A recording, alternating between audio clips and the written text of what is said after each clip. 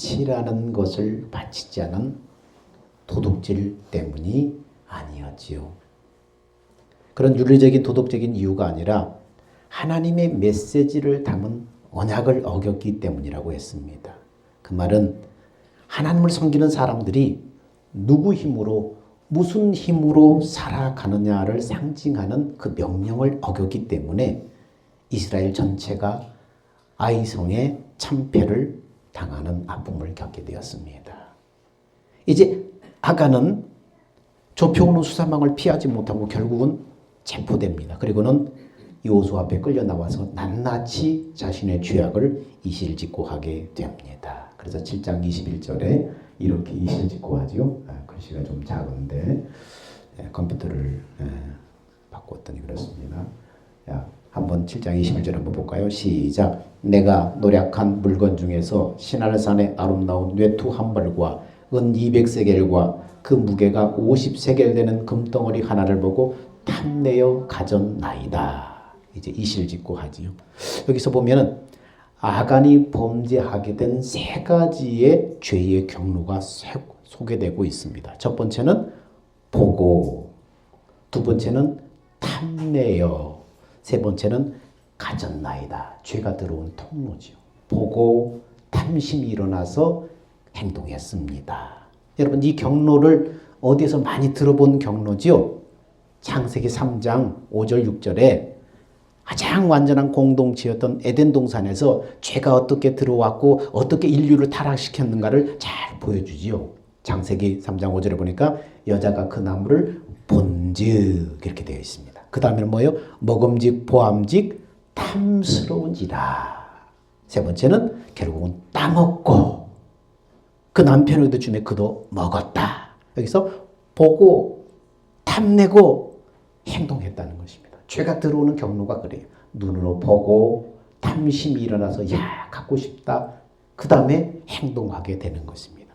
아간의 범죄의 이면에는 이렇게 탐심이 작용을 했습니다. 탐심이 사람을 얼마나 심각한, 사람을 살아가는데 얼마나 심각한 문제였는가. 이 탐심이라는 것에 대해서는 어디에 또 소개되어 있어요? 십계명에도 탐심에 대해서 기록하고 있습니다. 십계명의 마지막 계명이 뭐예요? 너는 남의 것을 탐내지 말라는 거잖아요. 마지막 10번째 계명이. 그래서 그렇게 탐심이 중요하기 때문에 그래요. 그러면 탐심은 어떻게 우리 영혼과 심령 속에 이 탐심이 들어오게 되는가? 왜 탐심이 들어올까요? 탐심은 우리 마음속에 만족감이 없을 때 탐심이 들어오는 거예요. 예를 들어서 하나님이 어떤 사람에게 필요한 8가지를 주셨는데 그것으로 만족하지 못할 때 탐심이 발동을 해요. 만족하지 못한다는 것은 뭡니까? 불만족이라는 뜻이지요. 이 불만족은 우리의 주권자이고 우리 필요를 공급하신 하나님에 대한 이 불신앙, 불만족, 여기에 대해서 일어나는 것입니다. 이것은 일종의 하나님에 대한 거역이 되는 것입니다. 그래서 가나안의 삶, 다시 말하면 그리스도인의 삶이라는 것은 이 땅의 나그네로 살아가면서 하루하루를 누구 힘으로 살아가느냐의 싸움이에요. 누구 힘으로 살아가느냐? 네가 누구냐? 하나님의 자녀냐? 하나님의 백성이냐? 그러면 너는 누구의 힘으로 하루하루를 살아가느냐? 이 싸움이에요. 하나님이 10가지를 주셨으면 그 10가지가 내게 주신 복이에요. 8가지를 주셨으면 그 8가지가 나한테 복이에요. 그 주신 복 안에서 하나님이 주시는 그 축복이 누릴 수 있는 분복이 있어요. 그런데 많은 그리스도인들이 하나님이 주시는 온전한 분복에 대해서 만족하지 못하는 거예요. 만족하지 못하니까 사람에게 탐심이 들어오는 거예요. 여러분 많이 가진다고 행복한 것이 아니고 적게 가졌다고 불행한 것이 아니에요. 하나님이 주신 그것 안에 하나님이 그 사람이 누릴 수 있는 분복, 그 사람이 누릴 수 있는 행복, 그것들을 그 안에 있는데 그것들에 대해서 자꾸 다른 사람과 비교하면서 자기에게 주신 기쁨과 자기에게 주신 축복들을 가볍게 생각하는 거예요. 그러면 탐심이 얼마나 큰 죄이기 때문에 돌로 아간의 가족을 다 치고 아간과 함께 속한 모든 것들을 골짜기에 묻어버리고 오늘날까지 이 이야기를 우리에게 들려주고 있는가? 여호수아 7장 15절에 이렇게 말씀합니다. 자, 7장 15절에 시작. 온전히 바친 물건을 가진 자로 뽑힌 자를 불사르되 그와 그의 모든 소유를 그리하라. 이는 여호와의 언약을 어기고 이스라엘 가운데서 망령된 일을 행하였음이라 하셨다 하라. 자, 여호와의 언약을 어기고 이스라엘 가운데 망령된 일을 행했기 때문이다. 이렇게 지금 아간의 죄에 대해서 얘기하고 있습니다. 여러분, 아간이 외투 한 벌과 금덩어리 몇 개 숨긴 것을 가지고 하나님을 책망하는 것이 아니라 뭐 했다고요? 언약을 깨버렸다. 그리고 망령된 일을 했다. 이렇게 지금 얘기하고 있어요. 아간이 범죄는 저지른 것은 단순히 외투 한 벌, 금덩어리 몇 개 숨긴 도둑질이 문제가 아니라 하나님을 향한 언약을 깨버리고 네가 망령된 일을 했기 때문이라고 말합니다. 망령되다라는 히브리어 단어는 어떤 의미가 있냐면은 남편 있는 여자가 다른 남자와 부적절인 관계를 맺는다는 그런 의미를 함축하고 있습니다. 탐심이 그렇다는 거예요. 욕심이 그렇다는 거예요. 하나님은 탐심의 죄를 그렇게까지 확대를 시킵니다. 그렇기 때문에 탐심은 단순한 죄가 아니라는 거예요. 하나님의 자녀, 그리스도의 신부된 우리는 하나님의 주권과 그분의 공급하심과 그분의 은혜로만 살도록 지음을 받았어요. 근데 거기에 만족하지 못하고 뭐예요? 자꾸 다른 남자를 넘본다는 거예요. 그리스도의 신부고 예수님이 주신 신랑 대신 예수님이 주시는 그 분복을 누려야 되는데 자꾸 다른 것을 견눈질한다는 거예요. 이게 뭐예요? 망령된 일이라는 의미입니다. 결국 탐심은 도둑질의 문제가 아니라 하나님을 두고 다른 것을 섬기고 사모하는 우상 숭배와 같은 것입니다. 그래서 골로새서 3장 5절은 뭐라고 말해요? 탐심은 우상 숭배니라. 그렇게 말씀하고 있습니다. 사도 바울은 빌립보서 4장 15절에 유명한 말을 했어요. 내게 능력 주신 자 안에서 내가 모든 것을 할 수 있느니라. 이것은 어떤 자기 최면이 아니에요. 그 말씀을 믿으면 그 말씀대로 반드시 이루어질 것이다. 사람들이 그렇게 막 자기 최면을 걸고 그러는데 그 말씀을 어디서 썼어요? 감옥에서 쓴 거예요. 내게 능력 주신 자 안에서 내가 모든 것을 할 수 있느니라. 그 말은 무슨 말입니까? 하나님이 오늘 이 시대에 이 시간에 나를 감옥에 두신 것이라면 그것이 내게 주신 복이다. 그것이 내게 주신 복이다. 세상적인 기준은 잘 먹고 잘 사는 것이 행복이고 쪼들리고 못 사는 것이 불행인데 근데 하나님의 기초는 다르다는 거예요. 하나님의 기준은 그 기초부터 다르다는 거예요. 사도 바울이 뭐라고 그래요? 나는 자족하기를 배웠노니 그러면서 내게 능력 주신 자 안에서 내가 모든 것을 할 수 있느니라. 나는 자족하기를 배웠다. 무슨 말이에요? 하나님의 복음을 위해서 감옥에 들어가서 지내라고 하면은 나는 그것도 잘할 수 있다. 그 말이에요. 자족한다는 것은. 어떤 형편에 처하든지 하나님의 그런 곳에 내가 원치 않는 곳이라 할지라도 그런 곳에 나를 두게 하셨다면 난 그 속에서도 나는 잘 적응할 수 있다. 이겨낼 수 있다. 그런 의미인 것입니다. 하나님의 복음을 위해서 설사 사도 바울의 지금 감옥에 갇히는 것이 하나님의 뜻이라면 난 그것이 하나님의 뜻이라면 나도 그것도 잘 감당할 수 있다. 지금 사도 바울이 그렇게 말한 거예요. 그래서 내게 능력 주시는 자 안에서 내가 모든 것을 할 수 있다고 말하는 거예요. 어떠한 형편에 처하든지 나는 자족하기를 배웠다고 하는 거예요. 예수 믿는 사람 어떤 환경과 어떤 상황 가운데 처하든지 어떤 환경 속에 보내든지 어떤 뜻을 가지고 있어요? 하나님이 나를 이곳에 보내신 뜻이 있을 것이다. 하나님이 나를 이런 상황 가운데 처하게 하신 하나님의 뜻이 있을 것이다. 나는 이 속에서 하나님의 자녀로서 최선을 다하면 된다. 그러면 하나님의 영광이 될 것이다. 이렇게 나아가는 것입니다. 우리는 그렇게 살도록 지음받았어요. 8가지를 주면 그것으로 만족하며 사는 것이 복되도록 우리는 되어 있어요. 근데 인간은 좀처럼 만족하지 못한다는 거예요. 이것은 성공지향적이라는 말과는 또 다른 개념입니다. 그러면 더 나은 삶을 위해서 노력하지 말라는가? 그런 성공지향적인 그 뜻과는 또 다른 개념의 말입니다. 다시 아간의 문제로 돌아와서 우리 생각해 봅시다. 그러면 아간을 한 번에 우리 중에 누가 하나님의 언약을 어기고 죄를 지었기 때문에 그렇다 하나님 그렇게 말씀하셨는데 그러면은 지금 우리 중에 너 아간 너지 너 나와 한 번에 찍어내지 않고 제비뽑기를 몇 번이나 해서 유다 지파를 골라내고 세라 가문을 골라내고 삽디 가족을 골라내고 그렇게 계속해서 피를 말려서 그를 뽑아내시는 이유가 뭐냐? 공포감을 주기 위해서 그랬을까요? 아니면 기회를 다시 한번 주기 위해서 그러셨을까요?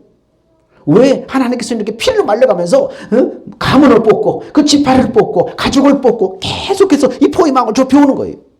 왜 그랬을까요? 여호수아 7장 21절에 이렇게 얘기하고 있습니다. 자, 내가 노력한 물건 중에 시날산의 아름다운 외투 한 벌과 은 200세겔과 그 극약 50세겔 되는 금덩어리 하나를 보고 탐내어 가졌나이다. 보소서 이제 그 물건들을 내 장막 땅 속에 감추었는데 은은 그 밑에 있나이다. 아간이 도둑질한 물건이 어디 있다고요?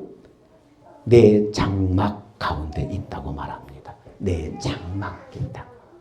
자, 여기서 장막이라는 표현을 썼어요. 그런데 장막이라는 표현이 계속해서 등장합니다. 창세기 22장, 창세기 7장 22절, 24절에 계속 나오는데 장막이라는 말이 몇 번이나 나오는가?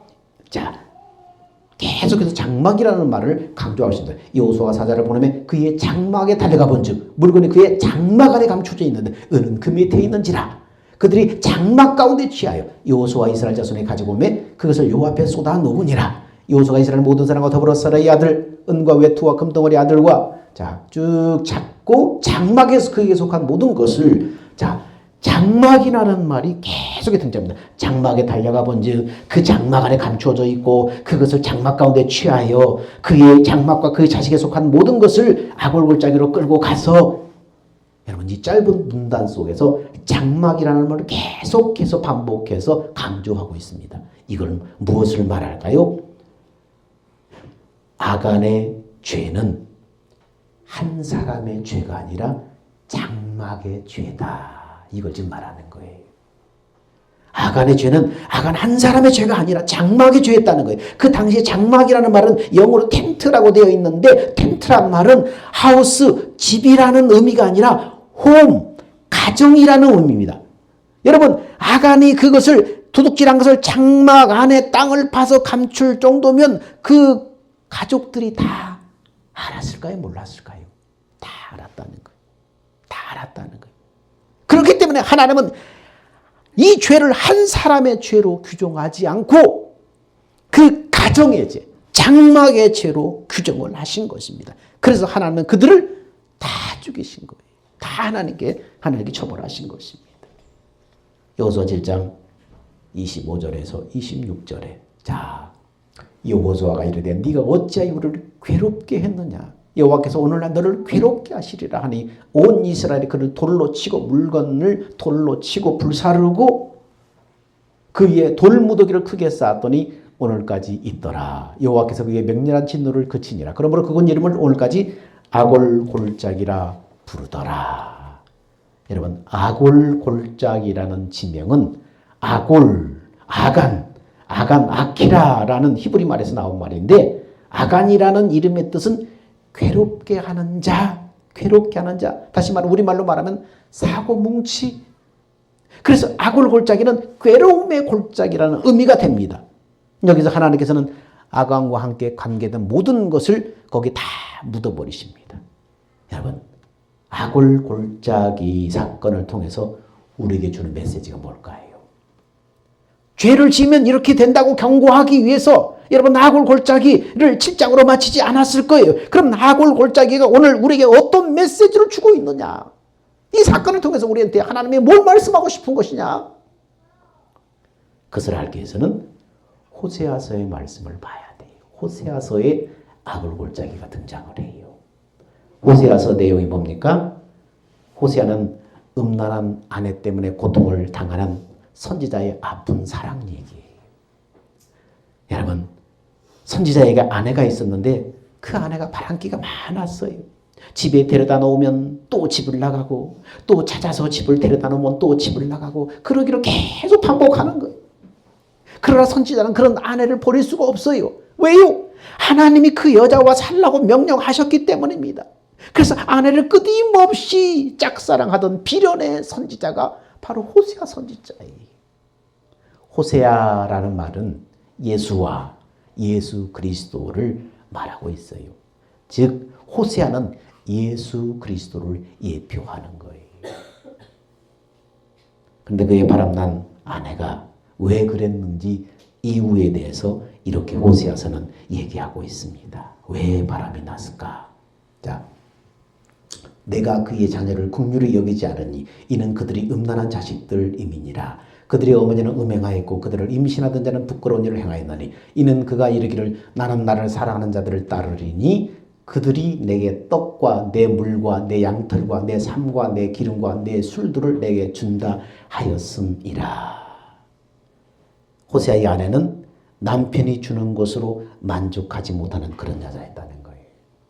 그런데 바람이 났는데 그 이유가 뭡니까? 자기를 연애하는 자가 먹을 것과 옷과 몸과 물과 모든 것을 다 준다고 약속을 했다는 거예요. 떡과 물과 모든 필요한 것을 다 준다고 약속했다는 거예요. 이것은 오늘 우리에게 무엇을 말해주고 있어요? 예수 그리스도를 나의 주로 고백하면서 예수님만을 의존하는 것이 아니라 남편된 예수님만 의존하는 것이 아니라 너희는 호세아의 바람난 여인과 같이 다른 것을 쫓는 사람이 아닌가 돌아봐라. 남편이 주는 것으로 만족하지 못하고 이 바람난 호세아의 남편 이 여인같이 다른 것을 쫓는 사람이 아니냐? 우리 가장 부유한 신랑이 예수님인데 우리는 딴짓을 할 때가 많다는 것입니다. 우리 자신을 한번 돌아봐라. 호세아는 예수님을 상징합니다. 호세아는 누구를 상징합니까? 하나님을 믿는다고 하면서 그의 신부된 그리스도인들, 너희 자신을 돌아보라는 거예요. 예수로 만족하지 못하고 예수님이 주시는 것으로 만족하지 못하고 자꾸 곁눈질하고 세상에 곁눈질하고 세상 것을 바라보는 그런 그리스도인, 바로 너가 그 사람이 아니냐. 우리를 지금 돌아보게 하는 것입니다. 자, 그러자 바람난 아내의 남편이 어떻게 합니까? 자, 26절에 그의 아내에게 어떻게 합니까? 그러므로 내가 가시로 그 길을 막으며 담을 쌓아 그 길을 찾지 못하게 하리니. 여러분, 이 남편의 처지를 한번 보세요. 남편의 처지를 보세요. 아내가 바람 피우지 못하도록 가시로 길을 막고 담을 쌓기도 하고 계속해서 그 길을 막습니다. 여러분, 이렇게 하면서 얼마나 속이 타겠어요. 가시로 그 길을 막고 담을 쌓아서 못 가게 만들고 계속해서 막으시는 거예요. 여러분, 이분이 누구예요? 우리의 신랑 되신 예수 그리스도라는 거예요.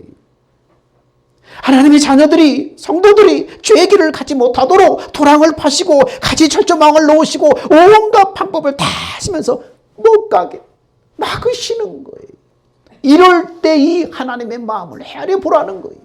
이 호세아가 그 아내가 그럼에도 불구하고 계속해서 막고 그러는 이 남편의 심정, 그분이 누구예요? 오늘 우리 예수님의 심정을 헤아려 보라는 거예요.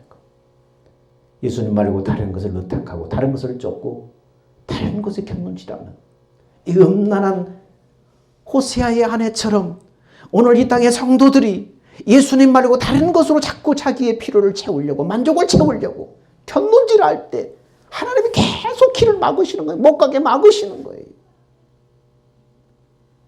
그때 우리의 신랑 되신 예수님의 마음을 한번 생각해 보라는 것입니다. 헤아려 보라는 것입니다.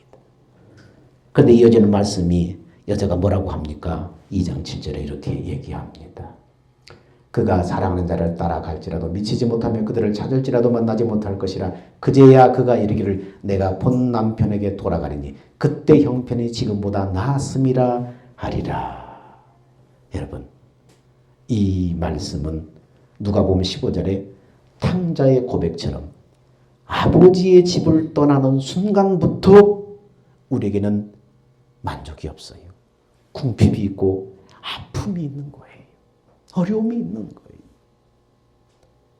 나중에 뭘 깨달아요? 그제야 그가 이르기를 내가 본 남편에게 돌아가리니 그때 형편이 지금보다 나았다. 돌아온 이 집 나간 탕자가 어떻게 해요? 다 내 아버지 집에 있을 때는 종들도 배불리 먹었는데 나는 이게 뭐냐? 비참하게 된 나는 뭐냐? 하나님을 떠나서 다른 거 겪는 줄 알고 다른 것을 사랑해서 쫓아갈 때 우리의 삶의 끝은 그렇다는 것입니다. 비참한 자신을 발견하게 된다는 거예요. 내 아버지 집에 있을 때는 풍족했는데 이게 뭐냐? 오늘 이 호세아의 아내가 그러는 거예요. 그때 형편이 지금보다 나았지 않느냐? 바람난 아내가 어떻게 됐는지 자 10절에서 13절에 계속해서 얘기하는데 자 이제 내가 그 수치를 쭉 얘기하면서 13절에 자 13절에 그가 귀고리와 폐물로 장식하고 그 사랑하는 자를 따라가서 나를 잊어버리고 향을 살라 바알들을 섬긴 시일대로 내가 그에게 벌을 주리라. 여호와의 말씀이니라. 여러분 이 호세아의 아내가 탐심 때문에 만족하지 못하는 그 탐심 때문에 결국은 집을 나가서 결국은 어떤 것까지 발전했어요? 우상을 숭배하는 문제로까지 발전하겠죠. 나를 잊어버리고 향을 살라 바알들을 섬긴 시일대로 내가 벌을 주리겠다. 결국은 우상 숭배에게까지 나갔다는 것입니다. 그런데 그 큰 죄를 범하게 된 호세아의 아내에게 호세아가 어떻게 했습니까? 자 이렇게 얘기합니다. 자 그러므로 보라 내가 그를 타일러 거친 들로 데리고 가서 말로 위로하고 거기서 비로소 그의 포도원을 그에게 주고 악을 골짜기로 소망의 문을 삼아 주리니 그가 거기서 응대하기를 어렸을 때와 애굽 땅에서 올라오던 날과 같이 하리라. 악을 골짜기로 소망의 문을 삼아 주리라. 그러면서도 그런 아내를 버리지 못하고 계속해서 뭡니까? 감싸고 싸매주고 그러면서 어떻게 해요? 포도원을 그에게 주고 악을 골짜기는 저주와 심판의 상징으로 아간과 그의 가족과 그에 속한 모든 곳이 묻힌 곳이에요. 그래서 절망과 종말로 끝나는 것 같았는데 호세아서를 보면은 그 악을 골짜기가 뭐가 돼요? 소망의 문이 된다는 거예요. 소망의 문이 된다는 거예요. 우리를 향한 하나님의 일방적인 사랑으로 저주였던 그 악을 골짜기 그 장소가 거기에 하나님이 십자가를 세우고 예수 그리스도로 하여금 우리 대신 죽게 하심으로 소망의 문을 삼아 주셨다는 거예요. 회복의 문, 소망의 문을 삼아 주셨다는 거예요. 우리는 어떤 자였어요? 호세아의 아내처럼 신랑 되신 하나님을 버리고 계속해서 다른 것에 눈 돌리면서 결국은 나아가기를 우상 숭배하는 자리까지 그렇게 밑바닥까지 내려갔는데 저주와 심판의 상징이었던 그 악을 골짜기 같은 그곳에 하나님이 예수 그리스도를 통해서 십자가를 세우셔서 우리의 죄를 대속하게 하심으로 말미암아 우리로 하여금 다시 한번 소망의 문, 회복의 문, 다시 돌아올 수 있는 문 이렇게 세워주셨다는 것입니다. 따라서 이 소망의 문에 담긴 메시지가 무엇인지를 알아야 됩니다. 소망이라는 것은 당연히 막연히 뭔가를 바란다는 뜻이 아니라 소망이라는 뜻은 히브리어로 줄이라는 뜻입니다. 이 줄이라는 뜻이에요. 소망의 문을 삼아주리라. 줄의 문을 삼아주리라.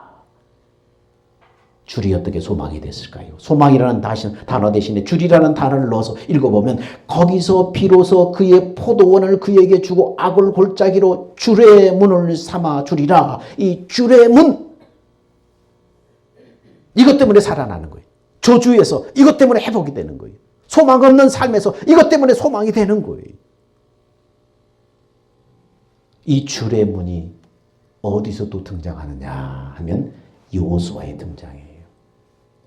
이스라엘 군대가 여리고를 향해서 진격에 들어갈 때에 여리송의 모든 것은 다 심판 아래 있었지만 나합과 그의 가족과 함께 나합은 구원을 받게 되는데 그 구원받는 근거가 뭐예요? 창문에 내려진 붉은 줄이었어요. 붉은 줄.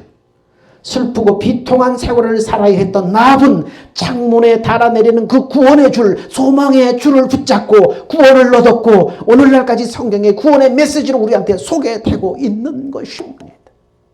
우리로 하여금 구원의 줄, 그걸 붙잡을 수 있도록, 그래서 살 수 있도록, 구원받을 수 있도록, 회복될 수 있도록 그렇게 소망의 문을 삼아주신다는 거예요. 우리가 죄로 말미암아서 마땅히 돌에 맞아 죽고 땅에 묻혀 죽어야 할 그 악을 골짜기에 호세아 선지로 상징되는 우리의 대제사장인 예수 그리스도께서 대속하여 죽으심으로 그것을 소망의 장소가 되긴 거예요. 저주의 장소가 아니라 소망의 장소로 만들어 주신 거예요.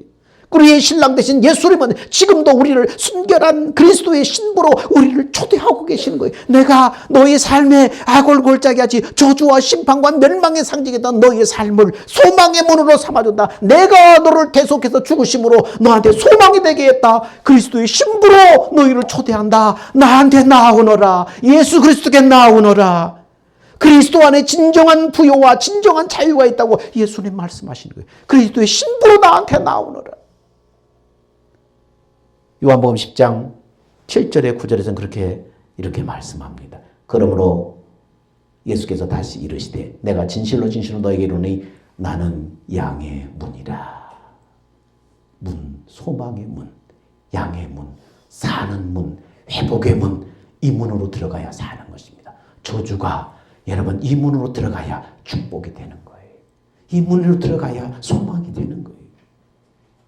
나보다 먼저 온 절도의 강도요 양들이 듣지 않지만 내가 문이니 누구든지 나로 말미암아 들어가면 구원받고 들어가면 나오며 꼴을 얻으리라. 이 문으로 들어와라. 이 문으로 들어와야 너희가 소망의 문, 축복의 문, 이 문으로 들어와라. 이 안으로 들어와야 회복이 된다. 저주가 소망이 된다.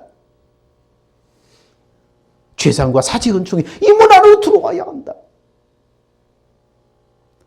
어떻게 해요? 성령의 인도하심으로 양의 문이신 예수님 안으로 들어감으로 구원을 얻고 죄사함을 얻고 그 마음 안에서 주님이 주시는 생명의 양식을 먹고 그 마음을 따라 살아감으로 진정한 부와 진정한 자유와 진정한 축복을 누리고 그리스도의 신부로 준비되라고 주님이 우리를 초대하고 계시는 거예요. 이 소망의 문으로 들어와라. 예수 안으로 들어와라. 이 안에서 죄상과 구원이 있고 이 안에서 부요와 축복이 있다. 이 안으로 들어오너라.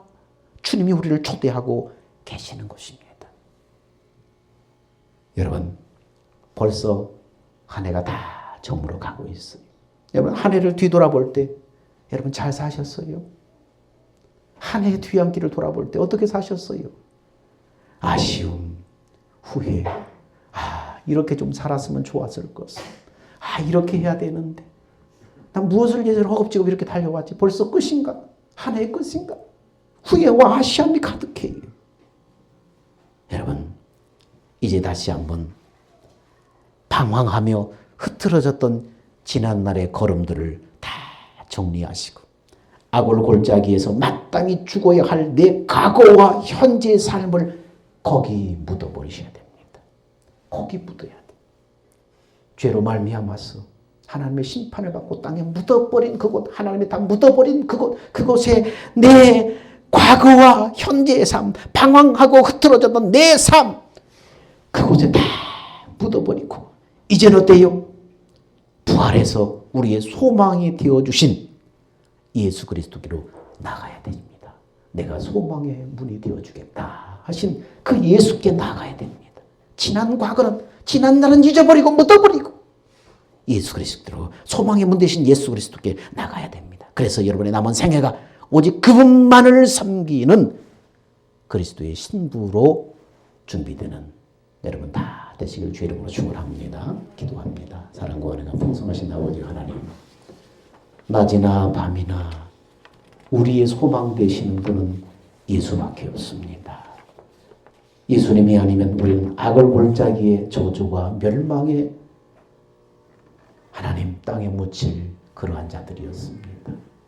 그것으로 끝나지 않고 저주받고 멸망당하고 우리의 삶이 거기서 끝나지 않고 예수님이 날 대신해서 십자가에 못 박혀 대속하여 죽으심으로 우리에게 악을 골짜기에 있던 우리의 삶이 소망의 문이 되도록 하나님께서 길을 열어주셨습니다. 오늘 우리를 초대하고 계십니다. 나는 양의 문이다. 나는 소망의 문이다. 내게로 나와라. 내 안으로 들어와라. 들어가면 나가면 너희가 꼴을 얻을 것이다. 거기에 진정한 축복과 만족과 기쁨이 있는 줄 믿습니다. 주님, 우리 지난 삶에 한 1년을 되돌아봅니다. 후회함, 안타까움, 하나님 우리의 삶이 방황하고 흐트러졌던 우리의 삶이 있다면 오늘 악을 골짜기에 묻어버립니다. 소망이 무신 예수님께 다시 한번 달려갑니다. 이제 그리스도의 신부로 주님이 주신 것으로 만족하며 살 수 있도록 우리의 삶을 부유와 축복으로 우리를 인도하시는 예수님에게 달려가게 하여 주옵소서. 예수님의 이름으로 기도하옵나이다. 아멘. 우리 다 같이 기도하셔서 주님 다시 오실 때까지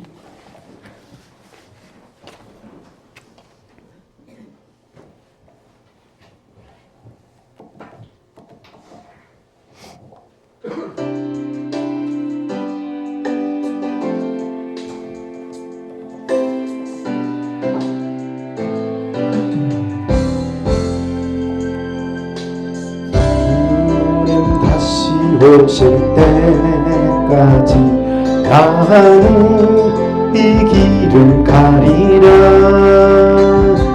좁은 길 나의 십자가 지고 나의 가는 이 길 끝에서 나는 주님을 보리라. 영광의 내 주님 나를 맞아주시리. 주님 다시 오실 때까지 나는 일어나 달려가리라. 주의 영광을 땅 덮을 때 나는 일어나 노래하리. 내 사모하는 전에 온 세상 구주시로 내 사모하는 전에 영광의 왕이시라. 이제는 우리 주 예수 그리스도의 은혜와 하나님의 사랑하심과 성령님의 우리 안에 내주하시고 교통하시고 인도하심이 낮이나 밤이나 예수님만 바라보며 예수로 만족하는 그리스도의 신부가 되기를 원하는 사랑하는 성도들의 믿음과 그 삶 위에 이제로부터 영원 무궁토록 함께 있을지어다. 아멘.